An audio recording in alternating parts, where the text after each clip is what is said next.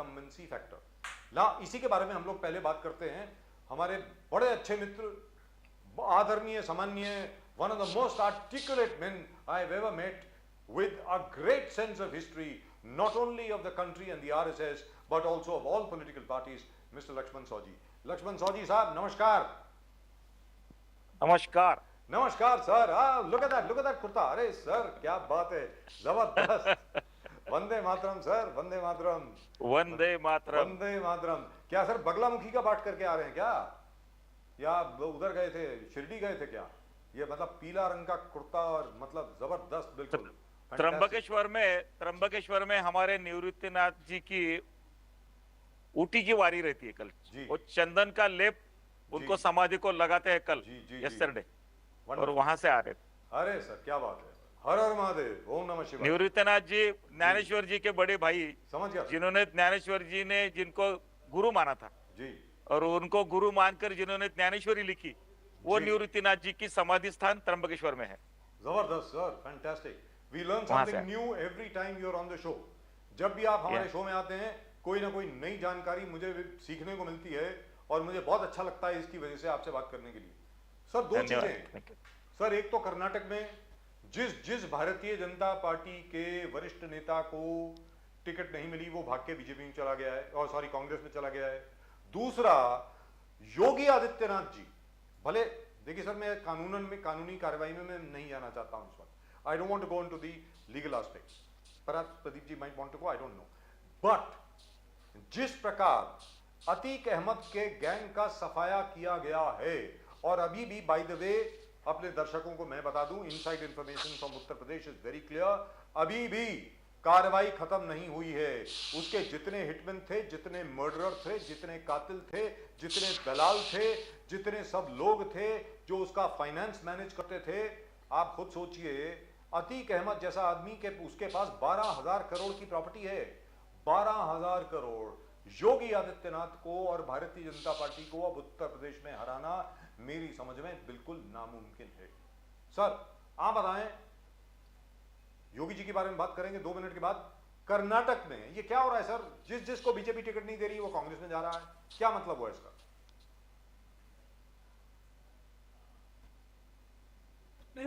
भाजपा जो संगठन पार्टी चलाने वाले लोग हैं जी, बहुत सोच समझकर स्टेट के और सेंट्रल के लोग चलाते हैं जी।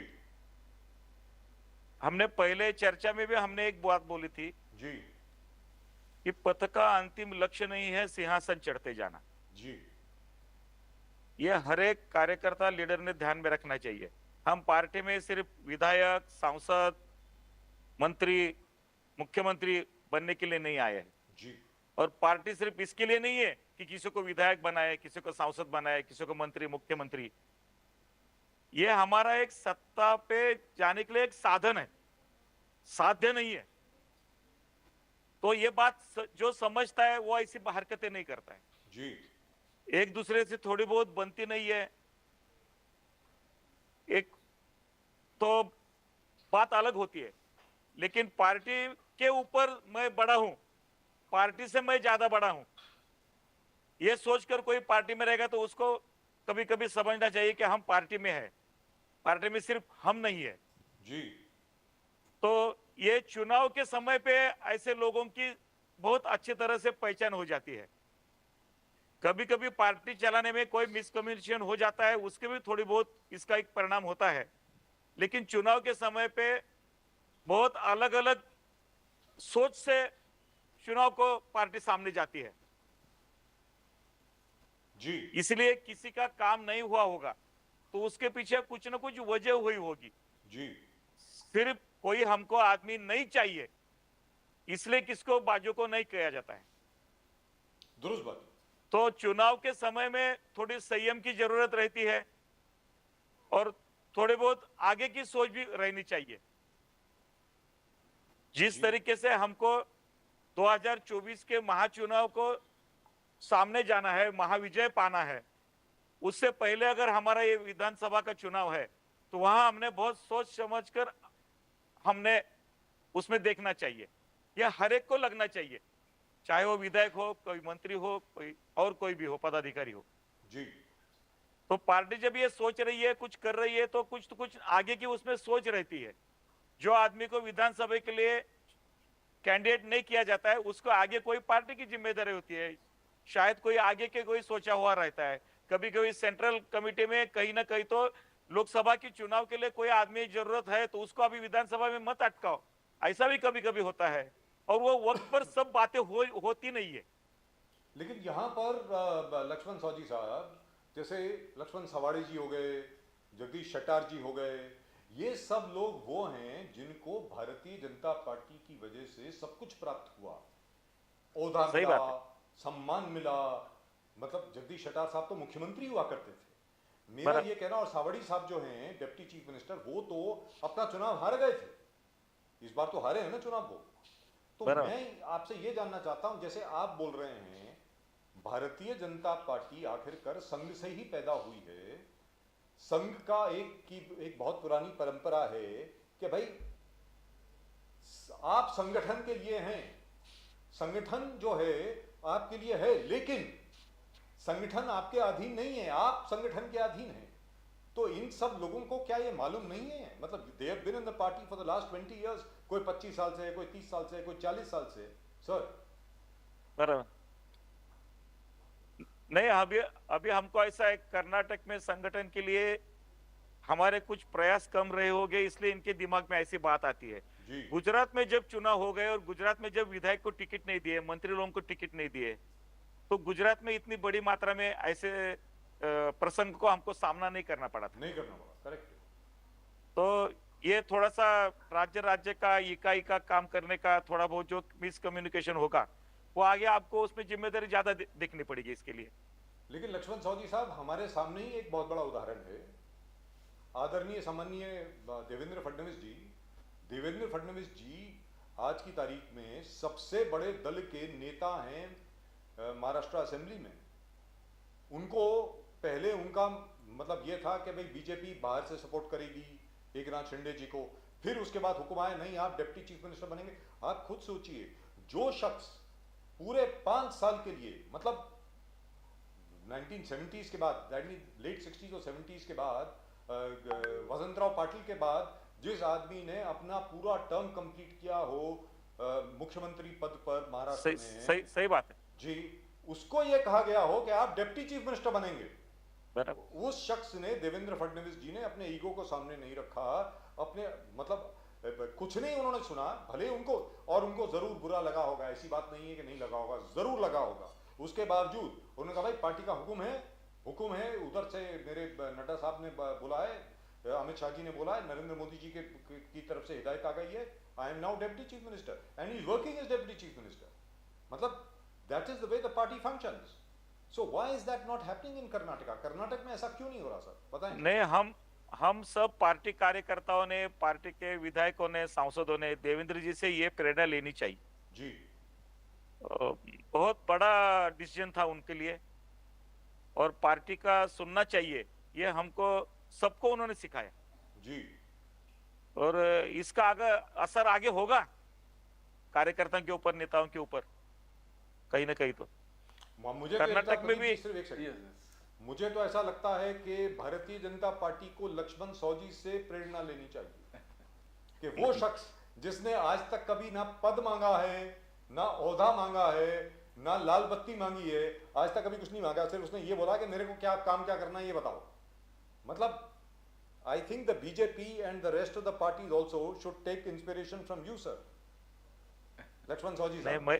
मैंने भी किसी से भी सीखा है, हमारे जो उस समय के सभी नेता थे जी, उद्धव ठाकरे से लेकर सब जी, अटल जी, आडवाणी जी, सुंदर सिंह भंडारी जी, हमारे जी, महाराष्ट्र के हमारे वसंतराव भागवत बोल के जे थे जी, जो हमारे सबके संगठन के गुरु महाराष्ट्र भाजपा के जी, उनका तो जीवन पूरा ऐसा था कि सभा के लिए हम पूरी तैयारी करेंगे लेकिन मंच पर नहीं बैठेंगे। जबरदस्त, फैंटास्टिक। अखबार में हम न्यूज बना के देंगे लेकिन वो न्यूज में मेरा नाम नहीं आएगा। क्या बात है सर, फैंटास्टिक। सब कुछ हम करेंगे लेकिन उसमें मैं नहीं रहूंगा। सर ये हमारे बहुत गुरु थे संगठन के, वसंतराव जी Bhagavat. Sir, the BJP is lucky to have people like you, very frankly speaking. It is people Yeah. like you who are running the BJP, who continue with the RSS tradition. That is fantastic. Saoji Jai साहब, Pradeep ji. Saoji साहब, अडानी चिल्लाने के बाद Congress high command Mallikarjun खड़गे है, जयराम रमेश है, बोले अडानी देखो 20,000 करोड़ किधर है, ये है कौन किसका पैसा है, फिर बोले कि धारावी प्रोजेक्ट में देखो फिर अडानी को घुसा दिया, बीजेपी नॉट रिप्लाइंग। मगर आज मल्लिकार्जुन खड़गे, जयराम रमेश, मल्लिकार्जुन खड़गे ने एक लेटर लिखा है प्राइम मिनिस्टर मोदी जी को कि कास्ट बेस्ड सेंसस आप क्यों नहीं करते, आप उसको लागू कराओ, दिखाओ। तो क्या कांग्रेस अभी ये दिखाना चाहती है कि बीजेपी इज एंटी दलित, दलित के खिलाफ बीजेपी है, पिछड़े जाति के खिलाफ बीजेपी है?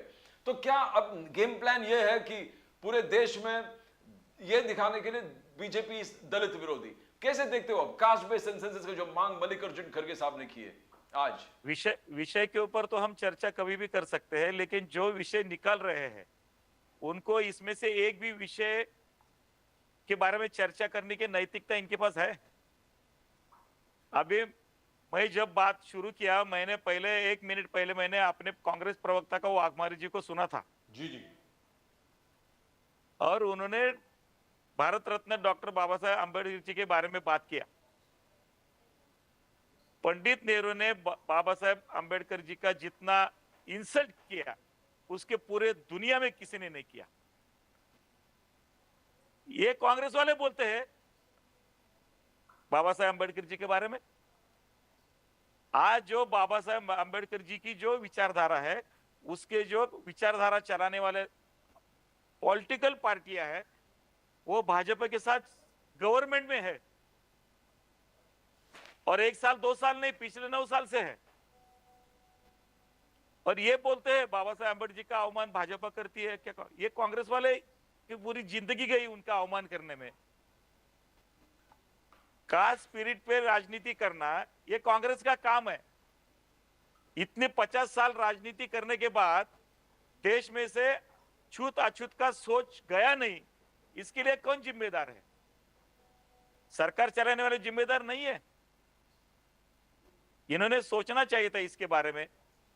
आज भाजपा जो काम कर रही है, भाजपा में सब लोगों का सम्मान है, सबका साथ, सबका विकास, सबका विश्वास और सबको साथ लेकर प्रयास, ये चतुसूत्री लेकर जब हम काम कर रहे हैं तो अभी हमारे जब चर्चा होती है कि जनधन योजना के बारे में जो 50 करोड़ से ऊपर भी लोग जो शामिल लोग उसमें क्या हमने कास्टिंग के आधार पर दिया ये योजना का लाभ किसी को गवर्नमेंट ने कि ये मुस्लिम है इसको मत दो, ये कास्ट का इसको मत दो, ऐसा नहीं हुआ है। जब हमारे शीर्षस्थ नेतृत्व जब चर्चा करने की शुरुआत करते हैं तो पूरे 130 करोड़ मेरे भारतवासियों ऐसा बोल के शुरुआत करते हैं। कोई भी एक भी सरकार की योजना पिछले 8 साल 9 साल में जाति के धर्म के आधार पर नहीं हुई है जी। भारत का नागरिक है, भारतवासी के लिए सब योजनाएं गई है, तो ये किस आधार पर ये चर्चा करते हैं ऐसी? लेकिन सर यहाँ पर यह कहा जा रहा है कि 2011 का जो सेंसस था, कास्ट बेस्ड सेंसस जो पहला हुआ, उसका सारा डेटा गवर्नमेंट के पास है। अभी 2014 तक उसकी जो पूरी प्रक्रिया थी वो पूरी खत्म हो गई, लेकिन अभी तक गवर्नमेंट जो है उसका डेटा रिलीज नहीं कर रही है। इसको लेकर के लोगों के मन में बहुत सवाल आ रहे हैं। सरकार की तरफ से जो डिपार्टमेंट ऑफ स्टैटिस्टिक्स है उसकी तरफ से ये बात सामने आ रही है कि उसमें काफी फ्लॉज हैं, एरर्स हैं, तो इसकी वजह से those errors are still being corrected और उसको रिलीज करना अभी ठीक नहीं होगा। क्या वो डेटा कभी रिलीज होगा या फिर नया सेंसस ऑर्डर होगा? सर नहीं, इसमें तकनीकी जो बातें हैं, एक तो तत्वता ये बातें सबको मंजूर है जी, इसमें कोई शक नहीं है, इसके खिलाफ भी कोई नहीं है। लेकिन जहां उसके लिए कमीशन बिठाया जाता है, जहां कोर्ट में मैटर जाता है जी, तो वहां कुछ ना कुछ वजह से उसको अगर डिले होता होगा तो प्रशासनिक अंतर्गत मामला है, उसमें राजनीति के साथ जोड़ना या पार्टी के साथ जोड़ना या गवर्नमेंट के साथ जोड़ना ये ठीक नहीं लगता है। जी सर, अभी आपसे पूछना चाहूंगा योगी आदित्यनाथ जी के बारे में। जिस प्रकार योगी आदित्यनाथ जी ने वादा किया था कि जहां तक माफिया का सवाल है मैं उसको जरा भी टॉलरेट नहीं करूंगा उत्तर प्रदेश में। मैं छोटी सी आपको बात बताता हूं, उत्तर प्रदेश में योगी आदित्यनाथ जी की सरकार के आने के पहले सारी इंडस्ट्री वहां से भाग रही थी, सब लोग भाग रहे थे, क्योंकि हर दूसरे दिन जरा सा लगता था कि ये आदमी जो है जरा प्रॉस्परस हो रहा है, इसका काम जरा अच्छा चल रहा है, एकदम फोन आ जाता था। ये जो अतीक अहमद जो हैं वो पहुंच जाते थे अपने भाई के साथ, अपने बच्चों के साथ, अपने 50 बंदूक वालों के साथ, कि भाई आज तक ये ज़मीन आपकी थी, कल से हमारी, इस किस्म की चीज़ है। मैं आपसे जानना चाहता हूँ, ठीक है मानता हूँ sir, process of law is should be there for everyone, यहाँ तक कि और तो और छोड़िए, अजमल कसाब को भी he was hanged after following a due process of law. लेकिन फिर भी आपको लगता नहीं कि जितना भी विपक्ष है आज की तारीख में, योगी आदित्यनाथ जी की जितनी भी बुराई हो रही है, जितना भी उनका क्रिटिसिज्म हो रहा है अलग अलग पार्टियों द्वारा, आपको लगता नहीं कि थोड़ा सा अप्रिशिएट तो करना चाहिए कि माफिया राज को उन्होंने खत्म किया है सर? नहीं, विरोधी दल कोई माने या न माने उससे कोई मतलब नहीं रहता है। पब्लिक को जो चाहिए था वो हो रहा है जी, जनता आज योगी जी के साथ में है, दुरुस्त बात। और इसमें कोई धर्म की बात नहीं है। जो वो भारतवासी है, चाहे हिंदू हो या मुस्लिम हो, माफिया के खिलाफ जो लड़ रहे थे उनको सबको आज खुशी हो रही है जी कि कम से कम ये मुद्दे की तरफ ध्यान दिया गया। जी माफिया कोई एक दिन में नहीं बनता है। जी यूपी के जो गवर्नमेंट इससे पहले आए, इन माफियाओं को संभाला गया, उनको बड़ा किया गया, उनके खिलाफ कोई कार्रवाई नहीं हुई। और कहीं ना कहीं तो ये होना चाहिए, ऐसे लाखों लोगों को लगता था। तो जब ये हुआ है तो सबको यह भी सही हो रहा है, नहीं तो इसको कोई धक्का नहीं लगाता था, उनके कंस्ट्रक्शन को कोई इलीगल कंस्ट्रक्शन कोई हाथ नहीं लगाता था जी। और जिन लोगों की हानि हुई है, कितने लोगों की हानि हुई है, किन किन लोगों की जमीन गई है, किन के संसार पूरे उद्ध्वस्त हुए हैं, किन लोगों की हत्याएं हुई है जी और इतना सब होने के बाद एक खुलेआम सीना तान के लोग समाज में चलते थे। जी और कौन सी डेमोक्रेटिक और समानता की बात करते हैं कांग्रेस वाले और विरोधी दल। इनको संभालने के बाद डेमोक्रेटिक मूवमेंट अच्छी है, इनको संभालने के बाद सब अच्छा है संस्करण, या ऐसा कैसा चलेगा? मोदी जी को पूरी दुनिया धन्यवाद दे, योगी जी को पूरी दुनिया अभी धन्यवाद दे रही है इसके लिए कि इन्होंने ये मुद्दे के लिए एक हिम्मत दिखाई ये सब करने में। पूरे विधानसभा में उन्होंने बोला था कि हम माफियाओं को नहीं छोड़ेंगे। जिस तरह से इन्होंने लोगों के हाल किए हैं, जिस तरह से इन्होंने लोगों की हत्याएं की है, जिस तरह से दुनिया को लूटा है, जिस तरह के इन्होंने अवैध संपत्ति जमा की है, उनको बर्दाश्त नहीं किया जाएगा। और ये जो हिम्मत जुटाई है, हमको ये हिम्मत जुटाने के लिए अमृत महोत्सव देखना पड़ा भारत के स्वतंत्रता का। 75 साल लोगों को सहना पड़ा ये भारत में, स्वतंत्र भारत के लिए। क्या हमारे स्वतंत्र सेनानियों ने, जिन्होंने अपने बलिदान दिया, ये 75 साल ये भारत देखने के लिए दिया था उन्होंने खुद का बलिदान। क्या इसकी कुछ सोच नहीं थी?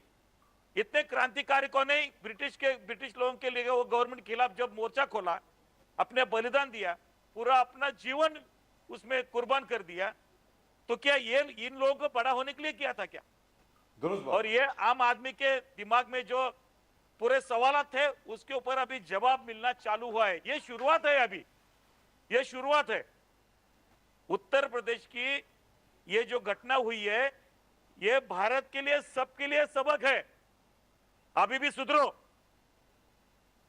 अभी आपको बड़े करने वाले, आपको संभालने वाले लोग पब्लिक डेमोक्रेटिक मूवमेंट से बाजू को कर रही है।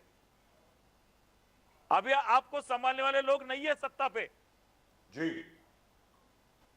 तो इसलिए सर यहां पर मैं आपसे ये जानना चाहता हूं कि इसके पहले अतीक अहमद का केस कोई जज सुनने को तैयार नहीं था।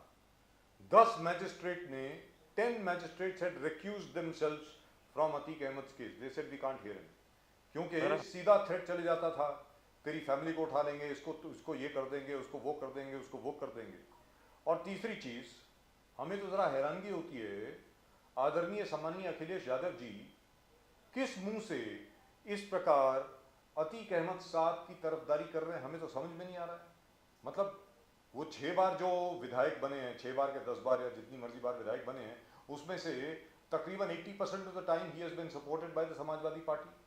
फूलपुर से चुनाव जीत करके आए, वहां पर भी समाजवादी पार्टी ने इनको सपोर्ट किया। विधायक थे वो। जी सर, विधायक नहीं, वो सांसद, he was a member of parliament. वो भी फूलपुर थे से ही वाज अ मेंबर पहले, ऑफ पार्लियामेंट सर। पहले विधायक थे, बाद में सांसद थे। Yes, Phulpur, that is Pandit Jawaharlal Nehru constituency. Sir आप मुझे ये बताइए कि क्या आपको लगता नहीं है कि एक प्रॉपर कमीशन बिठानी चाहिए या प्रॉपर इन्वेस्टिगेशन होनी चाहिए कि जो जितने भी बड़ी बड़ी पॉलिटिकल पार्टीज थी, जिन लोगों ने ऐसे लोगों को संरक्षण दिया, उनका फाइनेंशियल ट्रांजैक्शन क्या था? क्योंकि उसके बगैर तो कुछ होता नहीं है सर। बराबर, सही बात है। आपका आवाज नहीं आ रहा सर, आपको आवाज आ रही है? हाँ, अभी आई, बीच में गई थी। सर मैंने ये कहा कि इन लोगों की फाइनेंशियल ट्रांजैक्शंस क्या थी अतीक अहमद, अशरफ वगैरह वगैरह के साथ? अखिलेश यादव से लेकर कांग्रेस नेताओं के जिनके जिनके साथ इनके साथ संबंध आए हैं, उनकी सबकी इंक्वायरी होनी चाहिए और इनको सजा होनी चाहिए। दुरुस्त बात, आगे जाकर जी। उसके अलावा ये डेमोक्रेटिक मूवमेंट हमारी पवित्र नहीं होगी जी, शुद्धिकरण नहीं होगा उसके अलावा। क्योंकि सर देखिए, जो गैंगस्टर्स हैं आज की तारीख में, गैंगस्टर और टेररिस्ट में कोई खास फर्क नहीं है। जो एंटी टेररिस्ट लॉ है वही इनके ऊपर अप्लाई होना चाहिए। मतलब कोई शरीफ आदमी अपना काम कर रहा है, आप उसको जाके उड़ा रहे हैं, सबके सामने मार रहे हैं। 100 से ज्यादा जी सर आप ये बताएं, हमें तो बड़ा ताज्जुब होता है, जिस आदमी ने 100 से ज्यादा मर्डर किए हैं और उसको फांसी नहीं हुई अभी तक। लक्ष्मण साहू जी, ये क्या चल रहा है, आप बताएं जरा मुझे। नहीं, सही बात है। नहीं, एक तो बात ऐसी है, ये अभी ये मामला सामने आया इसलिए हमारी चर्चा हो रही है जी। लेकिन ये उदाहरण के तौर पर है, जहां कहीं भी राजनीति दल और सत्ताधारी पार्टी के समर्थन के अलावा ये लोग बड़े हुए नहीं है जी। कहीं भी हो। मुझे अच्छी तरह ये लिंक जो है ना, मैं कार्यकर्ता के रूप में जब इस घटना की तरफ देखता हूं तो मैं सत्ता पे हूं तो मुझे हक आया है कि मैं कुछ भी करूं, मनमानी करूं जी। मुझे जैसा चाहिए वैसा मैं मेरा बर्ताव करूं, मुझे अभी कोई टोकने वाला नहीं है। ये सत्ता की जो मस्ती होती है ना, सत्ता की मस्ती कहां से चालू? सर 1980 साल में अब्दुल रहमान अंतुले महाराष्ट्र के चीफ मिनिस्टर थे जी। और सीमेंट के व्यापारियों से उन्होंने जो पैसे लिए थे और इंदिरा गांधी प्रतिष्ठान स्थापन किया था उन्होंने संस्था जी। और उसको पूरे डोनेशन ले लिए थे जी। इसके अय्यर अंतुलो को इसलिए घर को जाना पड़ा। रामदास जी नायक जो हमारे विधायक थे मुंबई के, उन्होंने इसके खिलाफ एक बहुत बड़ा मोर्चा खोला, भाजपा ने आंदोलन किया और अंतुले के जो हाल हो गए, ये हर स्टेट में जहां जहां रूलिंग पार्टियां है तो ये अगर माफिया को अगर संभालती है, बड़ा करती है, उसके करप्शन को बढ़ावा देती है, तो इनके वो भी उतने ही जिम्मेदार है जितने माफिया जिम्मेदार रहते हैं। करेक्ट। इसके बारे में बहुत सोचना पड़ेगा, क्योंकि अभी लिंकअप देखिए, यूपी का वही हाल हुआ था, बिहार का वही हाल हुआ था हमारा जी। अभी मुझे क्या होता है, ये लोग तो राजनीति में बहुत थोड़े बहुत पुराने थे, मुलायम सिंह जी हो, लालू प्रसाद जी हो, अंतुले उस समय के थे, लेकिन अभी अभी जो हमको करप्शन नहीं चाहिए ऐसा बोलकर जो राजनीति में आते हैं वो भी करप्शन का समर्थन करने को जा रहे हैं। दिल्ली में आम आदमी की पार्टी की स्थापना जब हुई और करप्शन के खिलाफ मोर्चा खोल के अन्ना हजारे के साथ केजरीवाल ने जो आंदोलन किया दिल्ली में, उसके बाद में जब आम आदमी पार्टी का जो सामने चेहरा भी आया है, 2-3 साल से जो चल रहा है 2020 को जो इनका लिकर पॉलिसी आई उन्होंने जो अपनाया और 3 साल से जो उसको ढककर रख रहे थे, मुझे चिंता इस बात की है सर, मैंने बोला इसमें एग्जांपल के तौर पर है, अभी दिल्ली में माफिया राज कौन सा बनने जा रहा है जी। ये तो अभी के नए पॉलिटिक्स वाले थे, ये तो परिवर्तन के लिए आए थे, करप्शन के खिलाफ मोर्चा खोलकर डंके की चोट पर घोषणा करके आए थे। तो सब क्या आपको अभी- लगता है कि जैसे उत्तर प्रदेश में ये तो सिर्फ एक ही अतीक अहमद है, इन जैसे न जाने कितने और गैंगस्टर हैं वहां पर, सही आपको बात है। लगता है कि वहां पे बहुत जल्द कोई कमीशन ऑफ इंक्वायरी बैठेगी या कोई प्रॉपर इन्वेस्टिगेशन होगी जिससे इन सब लोगों के तार किस किस पॉलिटिकल पार्टी से जुड़े हुए हैं, और हो सकता है पाकिस्तानी आईएसआई से भी जुड़े हों, आखिरकार इनको इतने सोफिस्टिकेटेड हथियार कहां से मिलते हैं, इस सब की कोई इन्वेस्टिगेशन होनी चाहिए सर। मुझे सर इसमें एक आशा ऐसी दिखती है, हमारे डुप्लीकेट चलन पे पूरा पाकिस्तान चल रहा था जी तो उनकी सब गलत एक्टिविटी भी सबको सही लगती थी। अभी ऐसे जो लोग हैं ना, जी जो माफिया टोली चलाने वाले, जो पैसे से बहुत स्ट्रांग हुए हैं, वो लोग यहाँ का क्राइम संभालते हैं जी और यहाँ का पॉलिटिकल लोग जो उनको भी संभालते हैं। तो अभी जो ये मूवमेंट चालू हुई है, जैसे हमने नोटबंदी करके जैसा पाकिस्तान को जैसे भिखमंगा बना दिया ना, जी अगले 5 साल में पूरे हिंदुस्तान की ये जो सब माफिया है ना, ये सब भिखमंगे दिखेंगे आपको। ये साहब- अभी शुरुआत हुई है। साहू जी साहब, इसकी यहाँ लिस्ट महाराष्ट्र इसकी लिस्ट बड़ी है। यहाँ महाराष्ट्र में एक वातावरण बन रहा है जब आदित्य ठाकरे ने आज प्रेस कॉन्फ्रेंस लेके बोला कि सीएम यानी corrupt person, corrupt man Eknath Shinde ji पे आरोप लगा दिया। उन्होंने आगे जाके आदित्य ठाकरे जी बोलते हैं कि 6000 करोड़ जो रोड बनाने का, मुंबई के रोड बनाने का कॉन्क्रीटाइजेशन का कॉन्ट्रैक्ट है, वो अब तक शुरू क्यों नहीं हुआ? वर्क ऑर्डर दिया, 3 महीने तक कोई काम नहीं हुआ। करप्शन तो क्या देखते हो, कैसे आदित्य ठाकरे जिस प्रकार चार्जेस लगा रहे, फिर उद्धव जी बोले कि सीएम एकनाथ शिंदे पहले हमारे पास आए थे, रोकर बोले थे कि देखो पूरे सेंट्रल एजेंसी मेरे पीछे पड़ा हुआ है, आंसू बहाए। संजय राउत भी बोलने लगा हाँ मेरे सामने भी रोया। तो कैसे देखते हो ये सरकार को बदनाम करने का कोई चल रहा है जिस प्रकार से चल रहा है यहाँ पर? सब हमारी जो चर्चा चल रही है ना, ये पॉलिटिकल मैच्योरिटी की तरफ हमारी चर्चा जाती है। तो कोई इनमैच्योर आदमी कोई कुछ बोलता है तो उसके ऊपर चर्चा लेकर उसका नाम बड़ा मत करो। 10% भी पॉलिटिकल सोशल जिसको अकल नहीं है उसकी क्या बात सुनते हैं, क्या उसके ऊपर चर्चा करने की है? दूसरे मुद्दे पे बात करेंगे। सर चलते चलते आपसे ये जानना चाहेंगे कि आज की तारीख में 2024 का चुनाव आने वाला है, ठीक है सर, 1 साल से भी कम बचा है। मार्च के महीने में 2024 के लोकसभा के चुनाव होंगे।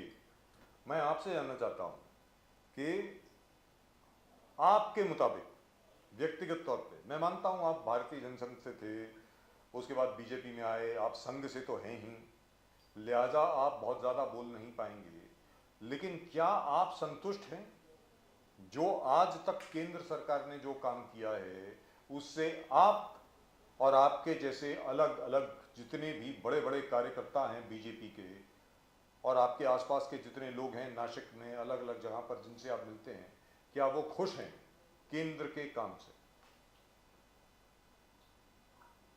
नहीं, ऐसा है, आपने जो बातें बोली उसमें उसका आंसर है जी। एक तो मैं संगठन से जुड़ा हुआ और कोई नया नहीं हूं। जी पूरे राजनीतिक पार्टियों का काम देखने के बाद, पूरे सरकारों का जो अनुभूति दिया है पिछले 30-40 साल में, उसके बावजूद एक पूरा कचरा साफ करके हमको अगर उसके हावी होना है, उसमें काम करना है जी तो हमको बहुत कठिनाइयों से जाना पड़ता है।